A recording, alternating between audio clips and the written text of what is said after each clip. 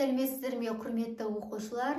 Сіздермен қайта қауышып отырғаныма өте қуаныштымын. Біз бүгінгі сабағымызда морфология тарауын одан әрі жалғастырамыз. Өткен сабағымда мен сіздермен дара және күрделі сөздерді өткен болатынмын. Және сол сабағымның соңында айттым, күрделі сөздердің 4 түрінің барлығына жеке-жеке сабақ арнап тоқталатын боламыз деп. Яғни сол сөзіміздің дәлелі бүгін біз біріккен және кіріккен сөздерге тоқталамыз. Біріккен немесе кіріккен сөздер, біріккен және кіріккен сөздер дегеніміз не? Екі немесе одан да көп түбірлердің бірігіп, өзі аты айтып тұрғандай, бірігіп, бір ұғым, бір мезгіл, бір қимыл, бір мағынаны беретін сөздерді біз біріккен сөздер деп атаймыз. Яғни, екі немесе одан да көп түбірлердің бірігіп, бір ұғымды, бір мезгілді, бір қимылды, бір мағынаны беретін сөздерді біз біріккен сөздер деп атаймыз. Мысалға, кәсіп орын, тасбақа, көкшетау. Міне, тағы басқа осы екі түбірді біріккен сөздеріміздің барлығы бізде біріккен сөздер деп аталады. Бұл біріккен сөздердің өз ішінде екі түрі бар. Оның біріншісі қандай? Оның біріншісі мына сөз құрамындағы түбірлердің ешқандай өзгеріске ұшырамай жасалуы арқылы жасалынатын біріккен сөздер. Ол қандай? Мысалға, мынау біздің кәсіпорын, тасбақа, көкшетау деген сөздеріміздің барлығы өз ішінде ешқандай өзгеріске ұшыраған жоқ, қалай етті солай бірігіп жазылды. Ал мынау сөз құрамындағы түбірлердің фонетикалық, яғни дыбыстық өзгеріске ұшырап, оларды айтылған сөздердің мына бір-бірімен үндесуі арқылы жасалғаннан кейін, бір-бірімен үндесіп, әуезділік арқылы жасалғаннан кейін, мына дыбыстардың ықшамдалып кетуін, яғни сөз құрамындағы түбірлердің фонетикалық, дыбыстық өзгеріске ұшырап айтылатын сөздерді біз кіріккен сөздер деп атаймыз. Ол қандай сөздер? Мысалға, біздің мына бүгініміз. Біз бүгінді бір қарағанда ойламаймыз, біріккен сөздің құрамына кіреді деп. Бірақ бұл бүгініміздің өзі бол және күн деген сөздердің кірігу арқылы жасалған. Одан кейін мына биыл.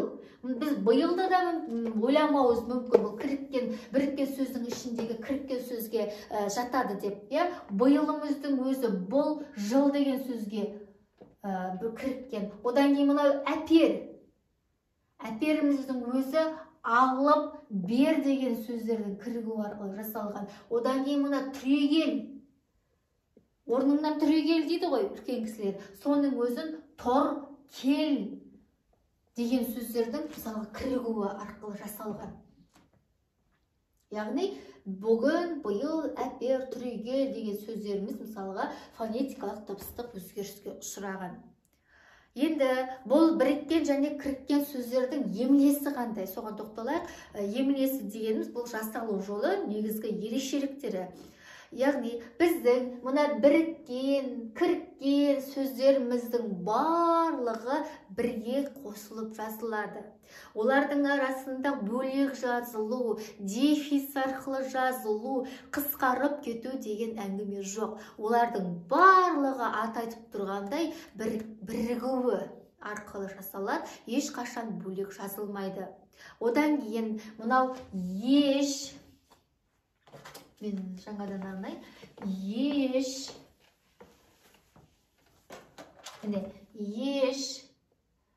кей, бір, әр, қай, әлде. Міне, осы сөздер кездессе, оларға үстеулер мен есімдіктер бірігіп жазылады. Үстеулер мен есімдіктер бірігіп жазылады. Еш, кейбір, әр, қай, әлде деген сөздерге үстеулер мен есімдіктер қосылып бірге жазылады. Ешқалай, мысалға, кейбір, бірталай, әркез, қайбір, әлдекім деген сияқты сөздердің барлығы осылай бірге жазылады. Одан кейін мынау екі немесе одан да көп түбірлер арқылы жасалған кісі аттары бірге жазылады. Мысалға, менің есімім Ақжан, Ақжан. Ақ және жан деген сөздердің бірігуі арқылы жасалады. Немесе Нұргүл, Нұр және гүл деген сөздердің қосылып бірігуі арқылы жасалды. Одан кейін мынау Бауыржан, бауыр және жан деген сөздердің бірігуі арқылы жасалды.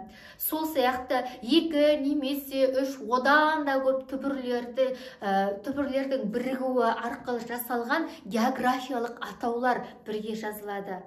Міне, мен жаңа мына жерде мысал келтірген Көкшетау, одан кейін Сарыөзек, Қызылорда, одан кейін тағындай географиялық атаулар бар. Алакөл деген сияқты осы географиялық атаулардың барлығы бірге жазылады. Одан кейін ән күй аттары, Сарыарқа, Сарыөзек деген сияқты күй аттары бірге жазылады. Одан кейін анатомиялық атаулар бірге жазылады. Мысалға, асқазан деген сияқты. Және де мына бір емлені ұмытпаңыздар. Егерде сөздердің бірінші сыңары дауысты, сөздердің бірінші сыңары дейін, осы бірінші сыңары дауысты, үнді, ұяң, дыбыстарынан аяқталса, бірінші сыңары, сөздің бірінші сыңары. Одан кейін мына екінші сыңары қатаң қ дыбыстарынан басталса, мынау бірінші сыңарындағы дауысты, үнді, ұяң дыбыстарының әсерінен мына екінші сыңардағы қ дыбыстары автоматты түрде г дыбыстарына алмасады. Ол қалай? Мысалға, аман келді.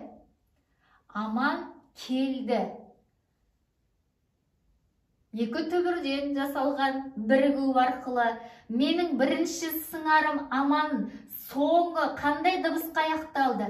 Үнді. Міне, үнді дыбысқа аяқталды. Екінші сыңарындағы келдім қатаң к дыбысынан басталды. Яғни, мына формулаға, мына ережеге сүйенсем, менің аман келдім, аман келді ол өзгереді. Сол сияқты нұр келді.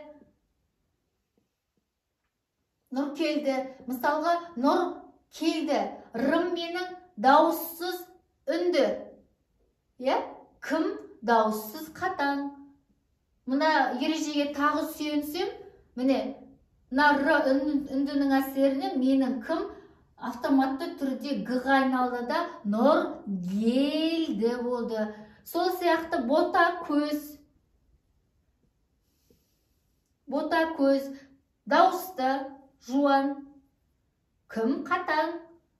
Мына ережеге сүйенсем, міне, мына дауысты аның әсерінен кім автоматты түрде г-ға айналып бота көз болды. Міне, бұл ережеде, мына ережеде сіздерге ұлттық бірыңғай тестілеуде келуі мүмкін. Мына ережені қызылмен қоршап жазып алыңыздар. Жалпы біріккен және кіріккен сөздерге арналған менің бүгінгі сабағым сіздерге осы. Біріккен сөздердің өз ішінде нешеге бөлінетін, кіріккен сөздер туралы, кіріккен сөздер не үшін кіріккен деп аталды, яғни фонетикалық дыбыстық өзгеріске ұшырағаннан кейін. Оны да білдіңіздер. Одан кейін мынау еш, кейбір, әрқай, әлде сөздер мен үстеулер мен есімдіктердің бірігіп жасалатынын білдіңіздер. Жалпы сабақ сіздерге түсінікті болды деп ойлаймын. Бұнымен біздің сабағымыз біткен жоқ. Біріккен сөздерден кейін келесі сабақта біздер қос сөздер және оның түрлерін өтетін боламыз. Сондықтан, құрметті оқушылар, менің арнаммен бірге болыңыздар. Менің жаңа сабағымды жіберіп алмас үшін менің арнама, яғни менің каналыма міндетті түрде тіркеліңіздер. Подписаться деген сөздің үстін басыңыз, қоңырауды да белгілей кетіңіз, өйткені жаңа сабақтардан құр қалмаңыз, жаңа сабақтарды, жаңа мәліметтерді өткізіп алмаңыз дегім келеді. Менімен бірге морфологияны бірге зерттейік, бірге шыңға шығайық. Менімен бірге болғандарыңызға, сабақты соңына дейін көргендеріңізге үлкен алғысымды білдіремін. Сіздермен қоштаспаймын. Келесі сабақта кездескенше деймін. Келесі сабақта біздер қос сөздерді өтетін боламыз.